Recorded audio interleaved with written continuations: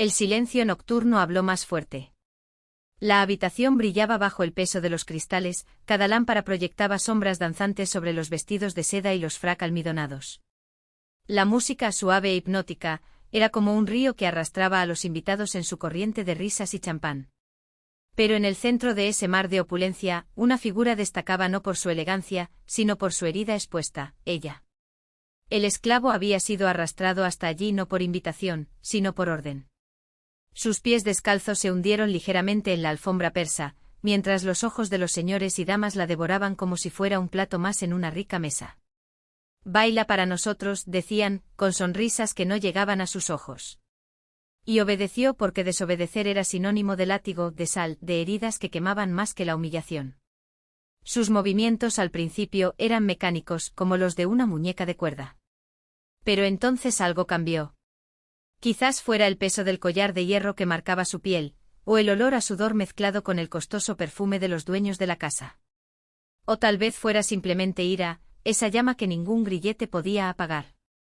De repente sus brazos se levantaron no en señal de sumisión, sino de desafío. Y sus pies, antes de arrastrarse, empezaron a golpear el suelo como tambores de guerra. La música de la orquesta se perdió. Lo que resonó fue otro ritmo, un ritmo antiguo de tierra y sangre, de cuerpos que nunca se doblegaron del todo. Se dio la vuelta y su falda andrajosa se convirtió en alas. Su cuerpo hablaba cuando su boca no podía, cada paso era una palabra, cada mirada fija en los rostros pálidos de los espectadores, una acusación. Los invitados, al principio divertidos, ahora se miraron incómodos. Algunos rieron nerviosamente, otros tragaron saliva. Porque esto ya no era un baile. Fue una rebelión silenciosa. Y luego se detuvo. En medio de la habitación, bajo la lámpara de araña que goteaba luz como lágrimas, se arrodilló. No como una súplica, sino como alguien que planta una semilla. Con manos temblorosas, se arrancó el collar de hierro del cuello y lo arrojó a los pies del señor de la casa. El metal golpeó el mármol con un sonido seco, más fuerte que cualquier nota de la orquesta. Nadie respiró. Se puso de pie con los ojos secos y la postura erguida como la de una reina. Y sin decir palabra, caminó hacia las puertas abiertas, donde la noche la esperaba con sus brazos oscuros. Ningún guardia la detuvo. Ningún invitado se atrevió a tocarla.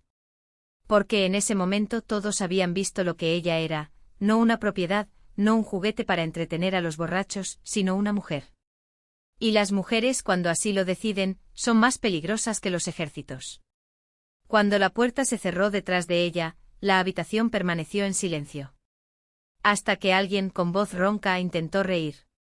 Pero la risa murió en su garganta, amortiguada por el eco del collar en el suelo, un sonido que ningún champán del mundo podría borrar.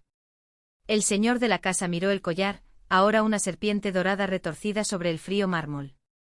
Sus dedos temblaron cuando extendió la mano, pero no para tomarla. En cambio apretó los puños hasta que las uñas se le clavaron en la carne. No fue la pérdida del objeto lo que lo quemó, sino la humillación de haberlo visto desechado como un hueso arrojado a un perro.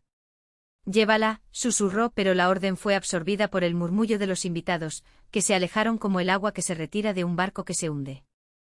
Los guardias, antes tan rápidos en obedecer, ahora miraban sus propios zapatos tan pesados como plomo. Afuera, ella no corrió. Caminó, sus pasos marcaban el ritmo de una canción que solo ella escuchaba.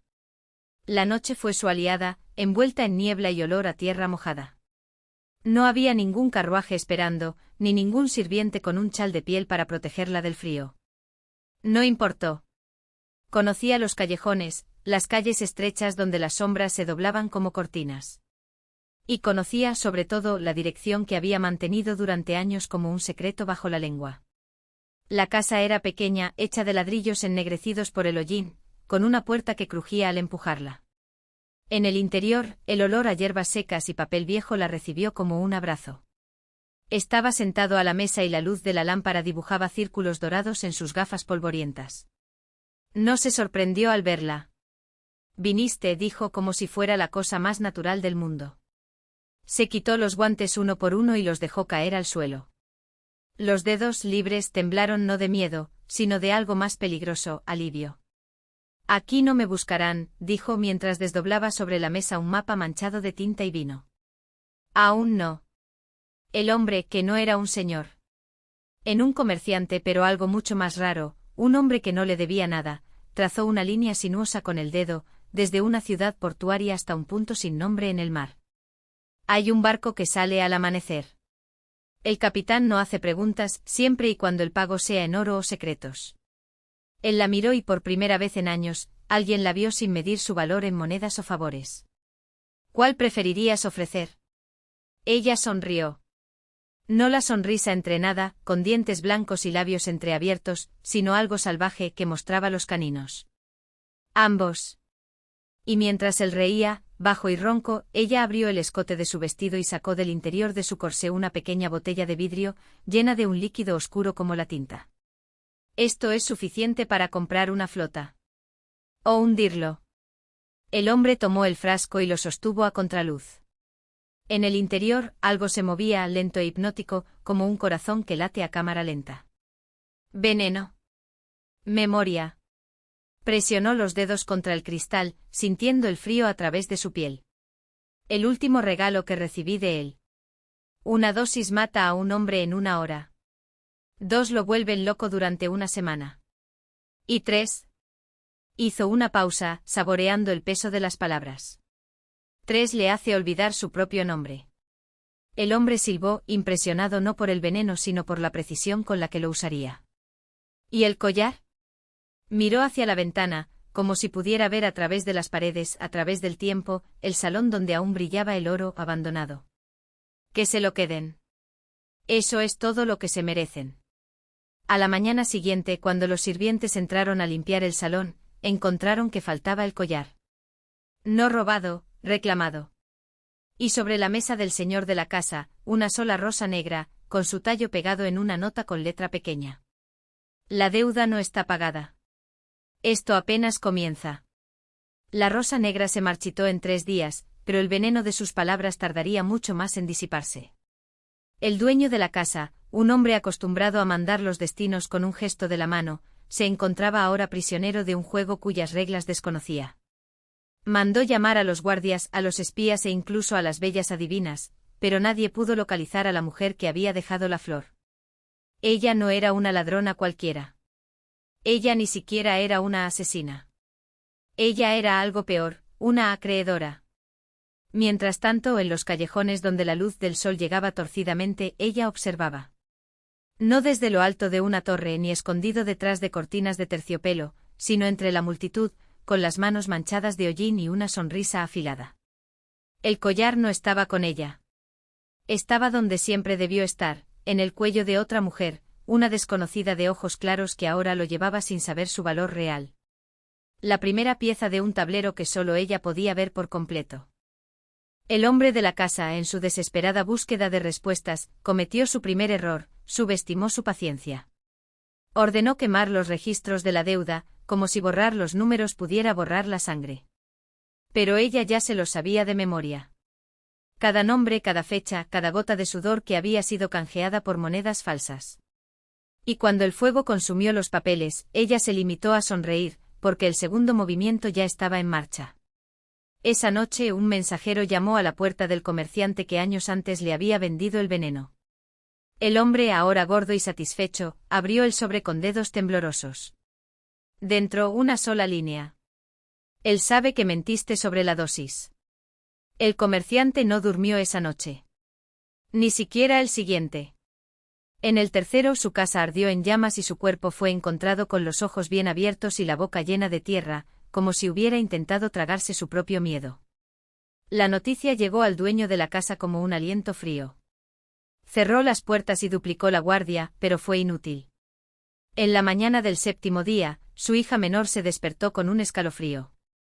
Sobre la almohada, junto a su cabeza, una aguja de coser, fina y brillante, incrustada en un hilo de seda roja. No había ninguna herida, ninguna marca. Solo el olor dulce y metálico que flotaba en el aire, como el aliento de alguien que le había susurrado muy cerca del oído mientras dormía. Papá, llamó con una voz que ya no era la de un niño. Creo que soñé con una mujer. Dijo que me debes una historia. El señor de la casa palideció. Sabía que no era un sueño. Y también sabía que esa noche, cuando la luna estuviera alta, la deuda no se pagaría con oro, ni con sangre, sino con algo mucho más precioso, el recuerdo de quien había sido antes de cruzarse en su camino. Mientras es. Entonces, en una habitación alquilada encima de una ruidosa taberna, escribió en un libro de cuentas con tinta que brillaba débilmente a la luz de las velas. No eran números. Eran nombres. Y al lado de cada uno, una fecha. Algunas ya tachadas. Otros, como el dueño de la casa, esperan su turno. El bolígrafo se detuvo sobre el papel. Ella sonrió como si escuchara una canción que solo ella podía oír. Luego, con un gesto lento, tachó el nombre de su hija. Uno por uno, murmuró. Hasta que solo quede el silencio. La noche cayó como un sudario sobre la ciudad y el señor de la casa se encerró en su estudio, con las manos temblorosas sobre el mapa extendido sobre la mesa. No era un mapa de tierras o rutas comerciales, sino de algo mucho más antiguo, las venas de un cuerpo que no era el suyo, trazadas con tinta descolorida. Conocía cada curva, cada bifurcación, porque las había recorrido antes, cuando todavía creía que el precio sería solo un año de su vida, no la esencia de la misma. Afuera el viento aullaba como un animal herido, llevando consigo el olor a tierra mojada y algo más, algo dulce y podrido, como fruta olvidada en el fondo de un tronco. No necesitaba mirar por la ventana para saber que la luna ya estaba alta. Podía sentirlo pesado y frío como una espada presionada contra su nuca. La puerta de la oficina se abrió con un chirrido, aunque él no la había tocado. En el umbral apareció una silueta recortada en la oscuridad, más una ausencia de luz que una forma sólida. No era ella, todavía no. Él era solo el heraldo, el mensajero que siempre llegaba primero, con su sonrisa de dientes muy blancos y ojos muy negros, como pozos sin fondo. «¿Sabes por qué estoy aquí?», dijo la voz, que no era exactamente una sola voz, sino el eco de muchas voces superpuestas, algunas humanas, otras no. El hombre de la casa tragó saliva. No había negociación posible, ninguna petición que pudiera posponer lo inevitable. Lo había aprendido por las malas. La primera vez que intentó negociar, había perdido la memoria del rostro de su madre. El lunes se había olvidado del sonido de la risa de su hijo. Ahora solo le quedaba un fragmento de sí mismo, guardado como un tesoro robado, el nombre de su hija. «Dame más tiempo», susurró, aunque sabía que era inútil. El heraldo se rió, un sonido que pareció venir de todas direcciones al mismo tiempo. «¿Tiempo?», repitió como si la palabra fuera un objeto extraño entre sus dedos. «Ya has tenido suficiente tiempo». «¿Y qué hiciste con eso?». Se escondió detrás de puertas cerradas, como si eso pudiera ayudar. Como si ella no supiera exactamente dónde estás. El dueño de la casa cerró los ojos. Recordó por un momento el olor a lavanda en el cabello de su hija, la forma en que inclinaba la cabeza cuando leía, sus dedos, ágiles y precisos, cosiendo las páginas rotas de un libro viejo. Era todo lo que le quedaba. Y entonces, como si alguien hubiera apagado una vela, el recuerdo se desvaneció. Abrió los ojos confundido como si despertara de un largo y febril sueño. El mapa todavía estaba sobre la mesa, pero las líneas parecían diferentes, distorsionadas, como si hubieran sido dibujadas nuevamente por una mano desconocida. Y en la esquina inferior, escrito con una letra que no era la suya, había un nombre, Eleanor. El heraldo ya había desaparecido. En la taberna, el ruido de las tazas y las carcajadas no lograban ahogar el sonido del bolígrafo raspando el papel. Escribió el nombre del señor de la casa con trazo firme, sin dudarlo, y al lado anotó la hora exacta en la que le tomaron la memoria. No había satisfacción en su rostro, solo una especie de concentración serena, como la de un artesano terminando una pieza larga y meticulosa. El libro de cuentas estaba casi lleno. Quedaban pocas páginas, pocas líneas, pocas almas por cosechar. Pasó los dedos por los nombres tachados, sintiendo el ligero alivio del tóner seco, y por un momento, solo un momento, se permitió recordar. Pero la memoria era un arma de doble filo y hacía mucho tiempo que había aprendido que algunas heridas nunca sanan. Cerró el libro con un chasquido seco y apagó la vela con los dedos, sin pestañear. Afuera, la luna brillaba sobre la ciudad como un ojo abierto, observando. «Espera». Y en algún lugar, en la oscuridad entre las casas, algo que no era ni humano ni animal se movió, arrastrando consigo el peso de todas las promesas incumplidas. La última cosecha. La ciudad dormía, pero no en paz. En las calles estrechas donde las sombras se enroscaban como serpientes, el aire traía olor a cera derretida y a tierra húmeda. Ella sabía que no lo era. Solo. Nunca lo fue. El libro de cuentas descansaba sobre la mesa de madera oscura, con las páginas amarillentas por el tiempo y el tacto de unos dedos que hacía tiempo se habían convertido en polvo. Cada nombre allí era un hilo, una deuda, un juramento sellado con sangre o lágrimas. Y ahora, después de siglos, solo quedaban 3 sin cruzar. El primero fue él, el hombre que había prometido su alma a cambio de riquezas, pero que al recibirla, intentó engañar a la muerte con un contrato falsificado. Su codicia lo había cegado y ahora su nombre temblaba en la página, como si el propio papel le temiera. Ella sonrió, un gesto frío y preciso. La justicia no era cuestión de tiempo, sino de paciencia. La segunda era ella, la mujer que había vendido el alma de su hija cuando aún estaba en el útero, creyendo que el sacrificio le brindaría protección. Pero la sangre llamaba sangre y la niña, ahora una joven con los ojos en blanco, deambulaba por los muelles, susurrando palabras en un idioma que ninguna persona viva debería conocer. La madre ya no dormía. Su culpa fue un festín. Y luego estaba el único que nunca había hecho un pacto, nunca había firmado nada, nunca había suplicado. Un hombre que por accidente o por destino, había visto demasiado. Su nombre no estaba en el libro, pero sí su sombra, estirada y distorsionada como una mancha de tinta. Él era el único que podía, tal vez, entender. Se puso su manto, tejido con hilos de la noche y el silencio, y salió. Las calles estaban desiertas, pero no vacías. En las paredes, las sombras se movían sin origen, deslizándose como pintura derramada. Ella no necesitaba un mapa, el olor del miedo era suficiente faro. El primero estaba en su solar, rodeado de cofres repletos de monedas que ya no brillaban. Su rostro, alguna vez gordo y sonriente, era ahora una máscara de cuero arrugado, sus ojos hundidos como pozos secos. La vio entrar y no gritó. Sabía que gritar era inútil. Tú viniste, dijo, su voz era una nube de ceniza. Siempre vengo. Yo puedo darte más. Lo doy todo. Ella no respondió. Extendió la mano y las monedas de los cofres comenzaron a oscurecerse, convirtiéndose en polvo, luego cenizas y luego nada. El hombre observó temblando cómo su propia piel comenzaba a agrietarse, revelando algo oscuro y brillante debajo. Por favor, suplicó, pero su voz ya no era humana. Tachó su nombre del libro con una uña afilada. El sonido fue como un suspiro. La segunda estaba arrodillada frente a la cuna vacía, con las uñas sangrando de tanto arañar la madera. La hija o lo que quedaba de ella, estaba apoyada contra la pared, con los labios cosidos con hilos invisibles y los ojos como 2 agujeros negros. Mentiste, susurró su madre. Tú me lo diste, respondió el niño, y su voz era el sonido de huesos rompiéndose bajo el agua. La mujer no resistió cuando las manos frías la levantaron. No hubo perdón para quienes traicionaron su propia sangre. Su alma fue arrancada como un caparazón, dejando atrás solo un cuerpo hueco, una marioneta sin hilos. El nombre estaba tachado. El libro ardía ligeramente en los bordes, como si estuviera aliviado. El último no quedó oculto. Estaba sentado en el muelle con las piernas colgando en el agua negra, fumando un cigarrillo que nunca se apagó. Él la vio venir y no se movió. Sabía que vendrías, dijo exhalando un humo que se enroscaba como serpientes. Viste lo que no deberías ver. Vi lo que siempre estuvo ahí. Ella se sentó a su lado y su capa se extendió como un lago de aceite. Durante un largo momento permanecieron en silencio, escuchando el mar chocar contra las rocas. ¿Qué deseas?, preguntó finalmente. Ella no había respondido esa pregunta en años. Pero esta vez dudó. No quiero nada.